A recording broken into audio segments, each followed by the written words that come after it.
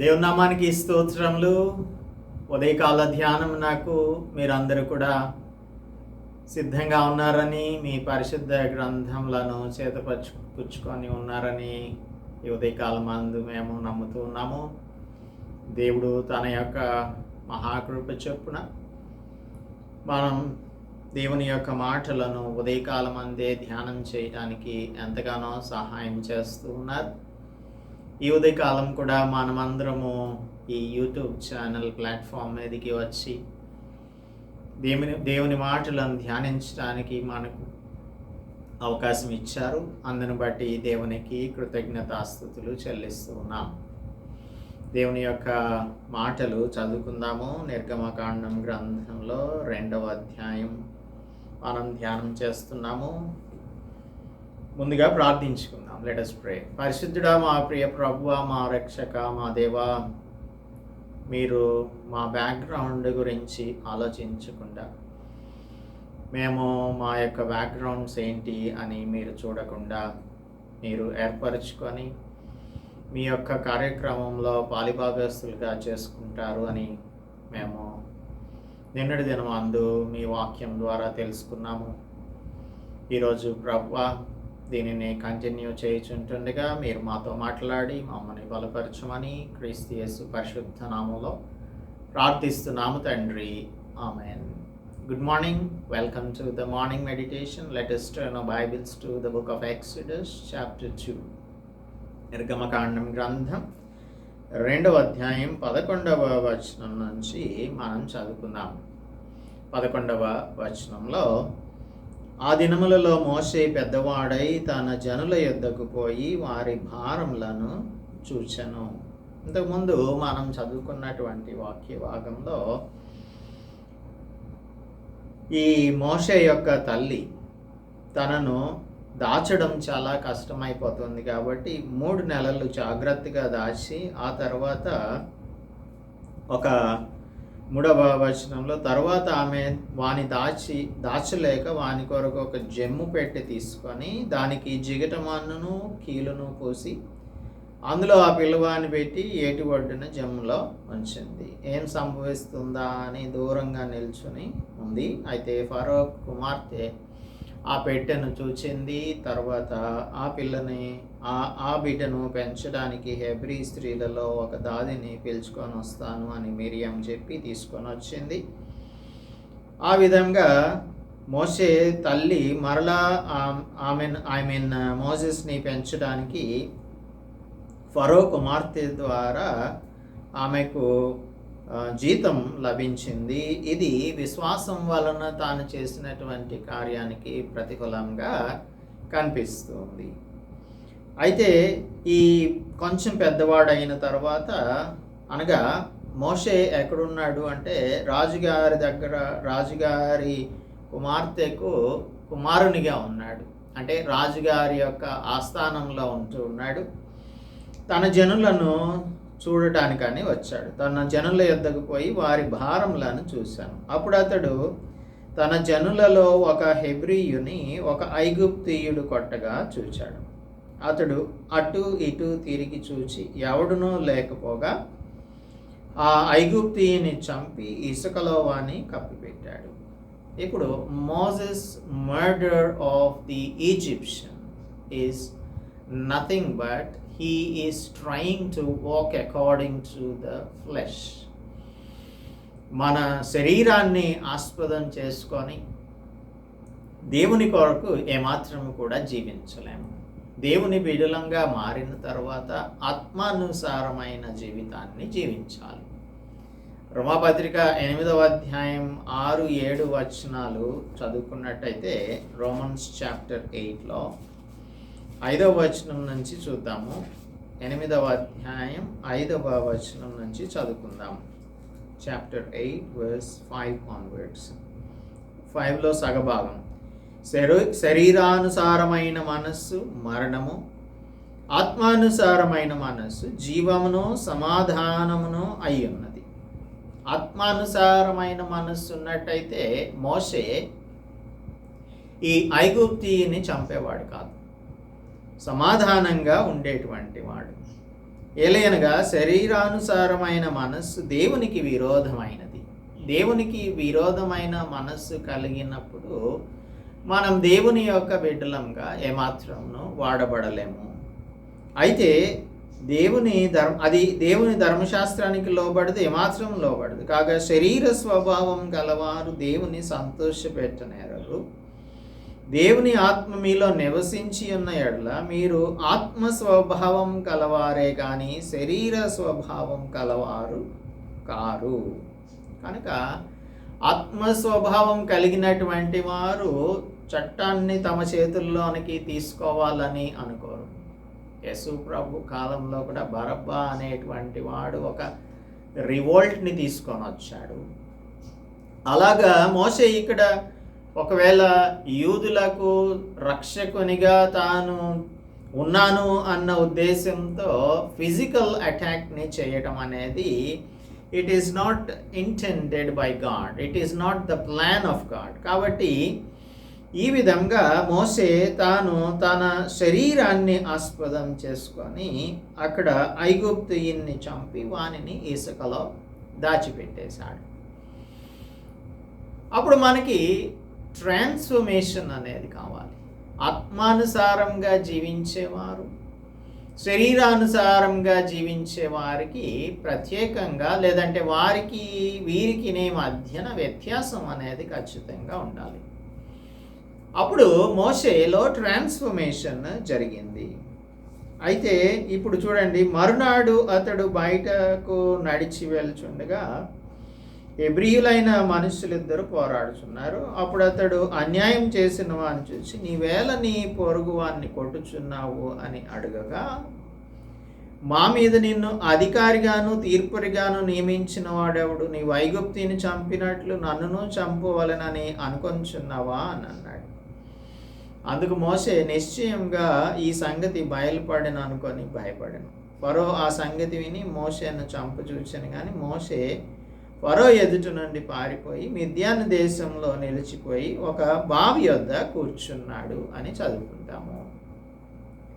So ఇక్కడ మోషేలో ఒక transformation రావాలి. ఆ ట్రాన్స్ఫర్మేషన్ వచ్చింది అని చెప్పడానికి మనకు హెబ్రీ పత్రికలోనికి వెళ్ళినట్టయితే 11వ అధ్యాయంలో 24 నుంచి 26 వచనాలు చదివితే ఆ ట్రాన్స్ఫర్మేషన్ వచ్చింది అని మనం చదువుకోవచ్చు. మోషే పెద్దవాడైనప్పుడు విశ్వాసమును బట్టి ఐగుప్తు ధనం కంటే క్రీస్తు విషయమైన నింద గొప్ప భాగ్యం అని ఎంచుకొని అల్పకాల పాపభోగం అనుభవించుట కంటే దేవుని ప్రజలతో శ్రమ అనుభవించుట మేలు అని యోచించి ఫరో కుమార్తె యొక్క కుమారుడని అనిపించుకొనుటకు ఒప్పుకొనలేదు.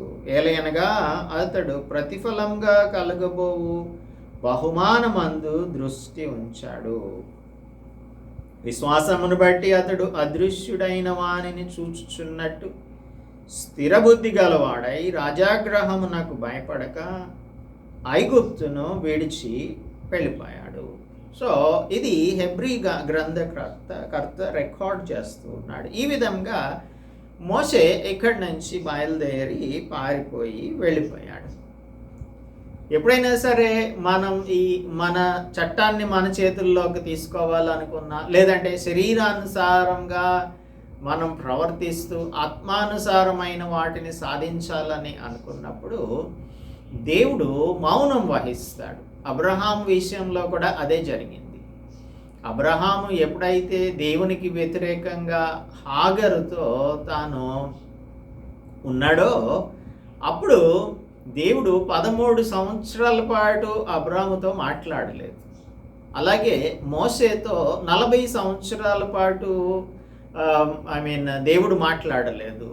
40 years వెయిట్ చేయాల్సి వచ్చింది. ఎందుకంటే ఆ ట్రాన్స్ఫర్మేషన్ అనేది ఖచ్చితంగా రావాల్సి ఉంటుంది.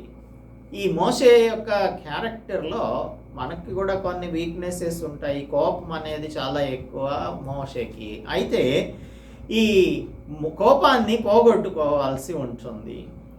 దేవుడు చెప్పాడు సంఖ్యాకాండం 20వ అధ్యాయం 8వ వచనంలో, నీవు ఈ ఇశ్రాయేలీయుల కోసము నీటిని రప్పించడానికి కోసమై నీవేం చేయాలి అంటే బండతో మాట్లాడాలి అని చెప్పాడు 8వ వచనంలో, 20వ అధ్యాయం 8వ వచనం. సో బండతో మాట్లాడుము, ఈ సమాజమును పోగు చేసి వారి కన్నుల ఎదుట ఆ బండతో మాట్లాడము, అది నీళ్ళిచ్చును అని చెప్పినప్పుడు మోషే ఏం చేశాడు? తాను మాట్లాడకుండా ఆ బండని కర్ర తీసుకొని కొట్టాడు. 2 మార్లు దానిని కొట్టినట్టుగా మనం ఇక్కడ చదువుకుంటాము. ఇంకా ఏం చేశాడు? ఈ ఇశ్రాయేలీలందరినీ కూడా రెబెల్స్ అని పిలుస్తూ ఉన్నాడు. వారిని దేవుడేమో వారికి నీటిని ఇవ్వాలి అని చెప్తుంటే ద్రోహులారా అని అంటున్నాడు. కోపం ఎక్కువ బాగా. అందుకే దేవుడు రిబ్యూక్ చేస్తున్నాడు. అప్పుడు యెహోవా మోషే అహరోనులతో, మీరు ఇశ్రాయేలీయుల కన్నుల ఎదుట నా పరిశుద్ధతను సన్మానించినట్లు నన్ను నమ్ముకొనకపోతిరి కనుక ఈ సమాజమును నేను వారికి ఇచ్చిన దేశంలోనికి మీరు తోడ్కొని పోరు అని చెప్పాడు దేవుడు. కనుక ఈ విధమైనటువంటి పరిస్థితులు తన యొక్క జీవితంలో రావడానికి కారణం ఏంటంటే తన యొక్క కోపమే. అందుకే మనం కోపాన్ని విడిచిపెట్టాలి అని దైవవాక్యం తెలియజేస్తోంది. కోపపడుడి కానీ పాపం చేయకుడి. ఇక్కడ కోపపడుతూ పాపం చేశాడు మోషే. కనుక ఇప్పుడు మనం చేయవలసింది ఏంటంటే we have to seek the God's will through the spirit. దేవుని యొక్క చిత్తాన్ని మనం ఆత్మానుసారంగా తెలుసుకొనగలిగే వారంగా ఉండాలి. అప్పుడు మాత్రమే దేవుడు మనలను క్షమిస్తాడు. క్షమించి మనలను గురించి ఒక మంచి సాక్ష్యాన్ని ఇవ్వడానికి అవకాశం లభిస్తుంది. యోహాను రాసిన మొదటి పత్రికలో 1వ అధ్యాయం 9వ వచనం చెప్తుంది, మన పాపములను మనం ఒప్పుకొనిన యెడల ఆయన నమ్మదగిన వాడును నీతిమంతుడు గనక మన పాపములను క్షమించి సమస్త దుర్నీతి నుండి మనలను పవిత్రులనుగా చేస్తాడు. డేవిడ్ కూడా ఏం చేశాడు? తన యొక్క పాపాన్ని కన్ఫెస్ చేస్తున్నాడు. 32వ కీర్తనలో దావీదు చేసినటువంటి పాపం, తాను చేసిన అడల్టరీ, ఆ తర్వాత తాను చేసిన మర్డర్, వీటన్నింటినీ కూడా ఒప్పుకుంటున్నాడు. నా దోషమును కప్పుకొనక 32:5 కీర్తన గ్రంథం, నా దోషమును కప్పుకొనక నీ ఎదుట నా పాపం ఒప్పుకొంటిని, యెహోవా సన్నిధిని నా అతిక్రమములు ఒప్పుకొందుననుకొంటిని. నీవు నా పాప దోషమును పరిహరించి ఉన్నావు. వెన్ వి కన్ఫెస్, మనం మన పాపాలను ఒప్పుకోవాలి. ఒప్పుకుంటే ఆయన నమ్మదగిన వాడు, నీతిమంతుడు కనుక సమస్త దుర్నీతి నుంచి మనలను పవిత్రులనుగా చేస్తాడు. అలాగనే డేవిడ్ కూడా when he humbled himself after adultery and murder, he was being forgiven by God. దేవుడు తనను క్షమించాడు. అలాగే ఇప్పుడు ఒక హంతకుడైన మోషేని దేవుడు తర్వాత ఏమంటున్నాడు అని అంటే, ఈ భూమి మీద ఉన్న వారందరిలో మిక్కిలి సాత్వికుడు అని చెప్పి మోషేని గురించి ఇదే సంఖ్యాకాండం గ్రంథంలో దేవుడు సాక్ష్యం చెప్తూ ఉన్నాడు. అంత కోపం ఉన్నటువంటి వాడు సాత్వికునిగా మారిపోయాడు. దేవుని ఇల్లంతటిలో నమ్మకమైన వానిగా అయ్యాడు. ఇక్కడ మనం చూడవలసినటువంటి ఒక అనాలజీ ఏంటంటే 15వ వచనంలో, ఫరో ఆ సంగతి విని మోషేను చంపచూచాను కానీ మోషే ఫరో ఎదుట నుండి పారిపోయి మిద్యాను దేశంలో నిలిచిపోయి ఒక బావి వద్ద కూర్చున్నాడు. ఆ బావి ఎవరు అంటే యేసుక్రీస్తు ప్రభువే. He is the one who provides living water to anybody who comes to him. ఇప్పుడు ఈ బావికి సాదృశ్యం లేదంటే నీటికి సాదృశ్యం ఎవరు అంటే యేసు ప్రభు. యేసుక్రీస్తు ప్రభు యొద్దకు వెళ్ళినట్టుగా తాను వెళ్ళి ఆ మిద్యాను దేశంలో బావి యొద్ద కూర్చున్నాడు. So whoever wants to have forgiveness of sins, వారి పాపములకు క్షమాపణ కావాలని ఎవరైతే అనుకుంటారో వారు యేసుక్రీస్తు ప్రభు దగ్గరకు రావాలి. జాన్ చాప్టర్ 4:14లో యోహాను సువార్త 4:14లో సమరయ స్త్రీతో మాట్లాడుతూ యేసు ప్రభు అంటున్నారు, నేను వానికి ఇచ్చు నీళ్లు నిత్య జీవమునకై వానిలో ఊరడి నీటి బుగ్గగా ఉండును అని అంటున్నారు యేసు ప్రభు. సో అటువంటి నీటి బుగ్గ దగ్గరకు, బావి వద్దకు మోషే వెళ్ళాడు. ఇప్పుడు ఆయనకు training, he was being trained as a sojourner, ఒక షెపర్డ్ లాగా తనను తీసుకొని వెళ్ళి 16వ వచనం నుంచి చదివితే, మిద్యాను యాజకునికి 7 కుమార్తెలు ఉన్నారు. వారు వచ్చి తమ తండ్రి ఇంటికి, తమ తండ్రి మందకు పెట్టుటకు నీళ్లు చేది తొట్లను నింపుచూ ఉన్నప్పుడు మంద కాపురులు వచ్చి వారిని తోలివేస్తే అప్పుడు మోషే లేచి వారికి సహాయం చేసి మందకు నీళ్లు పెట్టాడు. అంటే ఇక్కడ ఒక షెపర్డ్ ట్రైనింగ్ని అవుతూ ఉన్నాడు. ఆ shepherd should feed his cattle or his sheep. ఒక గొర్రెల కాపరి తన గొర్రెలను, తన మందలను మేపాల్సి ఉంటుంది. సెకండ్ మోస్ట్ ఇంపార్టెంట్ పర్సన్గా ఈజిప్ట్లో ఉన్నాడు. ఈజిప్ట్లో మోషే వెళ్తుంటే ఆయన రథం మీద వెళ్తూ ఉండేవాడు. అనేక మంది తనకు పరిచారకులు ఉంటూ ఉండేవారు. ఎటువంటి స్థితిలో నుంచి ఒక తక్కువ స్థితిలోనికి ఒక షీప్ హర్డర్గా, అనగా గొర్రెలను కాచుకునేవానిగా, మందలను కాచుకునేవానిగా దేవుడు మోషేని మార్చాడు. This is what is called transformation. ఈ ట్రాన్స్ఫర్మేషన్ తీసుకురావడానికి దేవుడు మనలను ఈ విధంగా తన యొక్క ప్రణాళిక ప్రకారంగా సాత్వికులనుగా చేస్తాడు. అబ్రహాము ఒక గొర్రెలను కాసేటువంటి వాడు. He was a good shepherd. He was a shepherd and Isaac was a shepherd and Jacob was a shepherd. అదే మాటను యాకోబు ఫరో ఎదుటకు వెళ్ళినప్పుడు చెప్తున్నాడు. వీరందరికీ కూడా మందులు ఉన్నాయి, వారందరూ కూడా షెపర్డ్స్. మోసెస్ని కూడా దేవుడు ఒక షెపర్డ్గా చేశాడు. ఎందుకంటే Jesus himself is a good shepherd. ఆయన నేను గొర్రెలకు మంచి కాపరిని అని చెప్తున్నాడు. సో కాపరి యొక్క లక్షణాలను నేర్పిస్తూ ఉన్నాడు. కీర్తన గ్రంథం 77:20లో చెప్పబడుతుంది, మోషే అహరోనుల చేత నీ ప్రజలను మందవలే నడిపించితివి అని అంటున్నాడు కీర్తనకారుడు. Without a good shepherd the sheep will be scattered. కనుక గొర్రెలను సన్మార్గంలో, మంచి మార్గంలో సేఫ్గా నడిపించాలి అంటే దేవుని యొక్క గొర్రెగా, లేదంటే దేవుని యొక్క కాపరిగా మనం ఉండాలి అంటే వీ షుడ్ అండర్గో ట్రైనింగ్. కనుక ఆ ట్రైనింగ్ని మోసెస్కి దేవుడు ఇస్తూ ఉన్నాడు. తర్వాత మనకి ఇక్కడ కనిపించేటువంటి విషయాలు, తమ తండ్రి అయిన రగుయేలు వద్దకు వెళ్ళారు వాళ్ళు.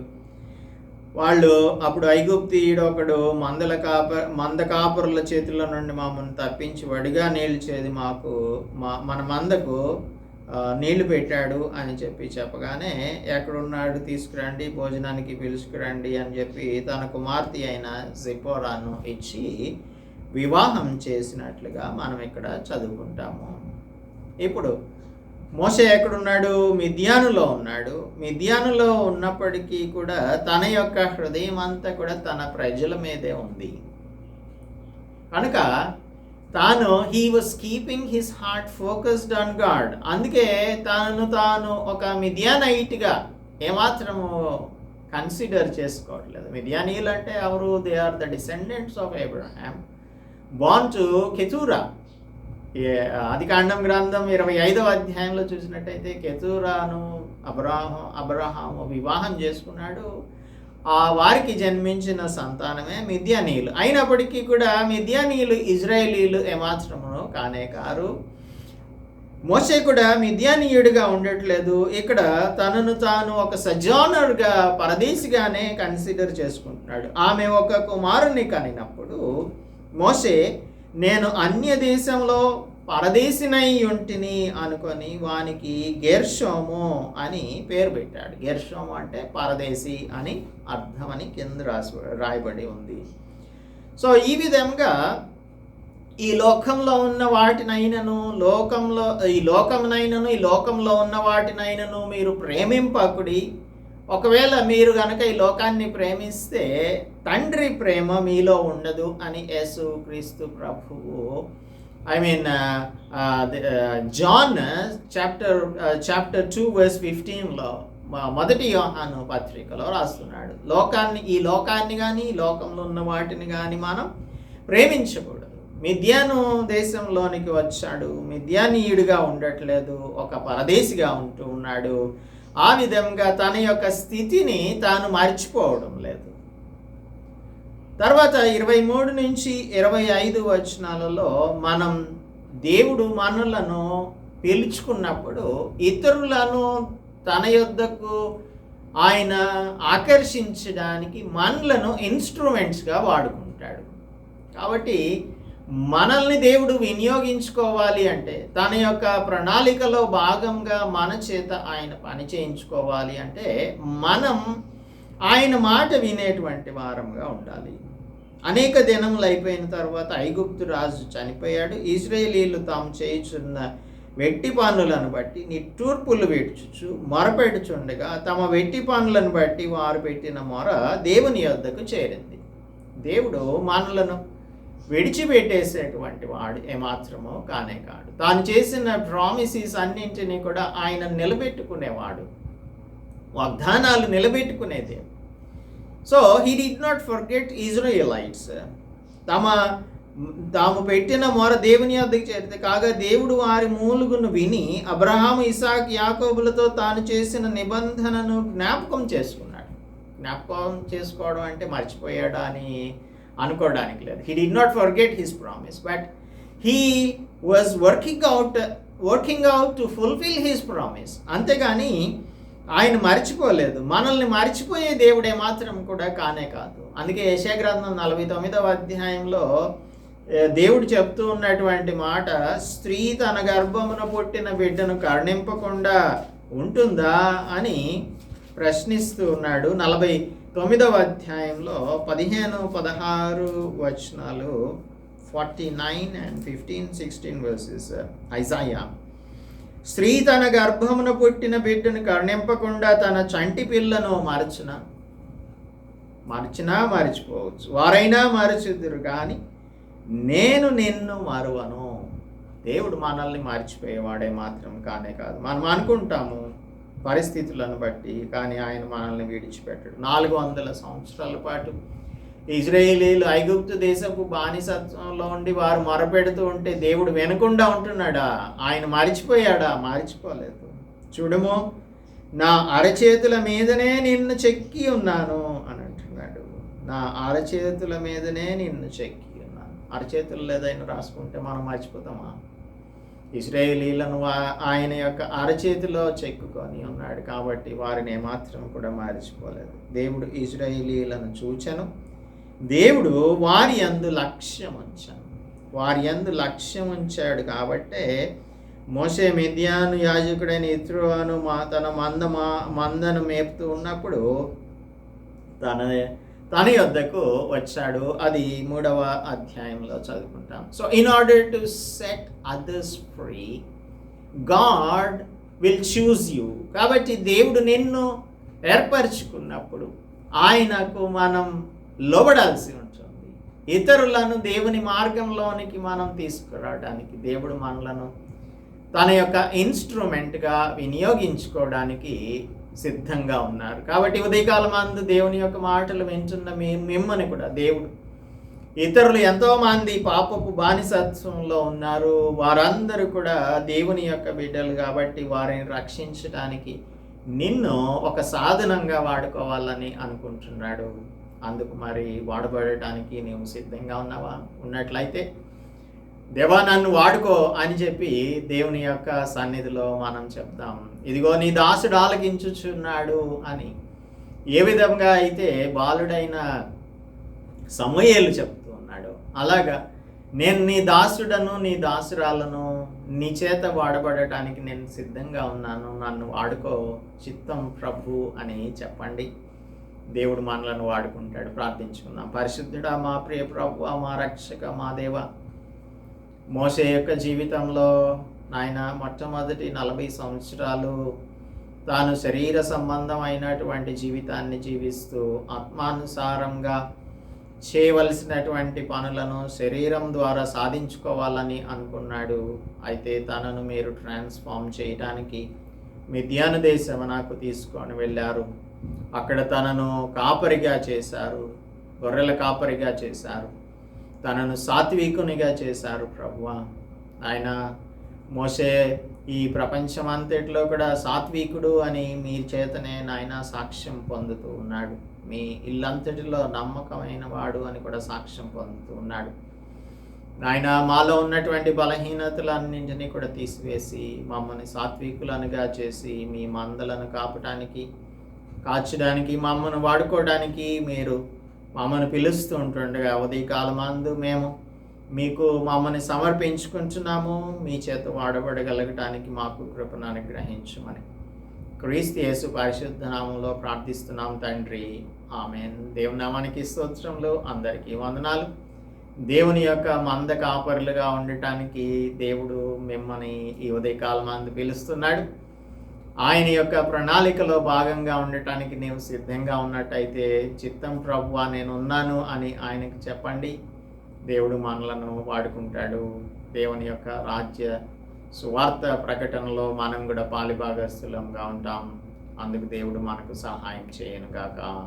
ఆమేన్.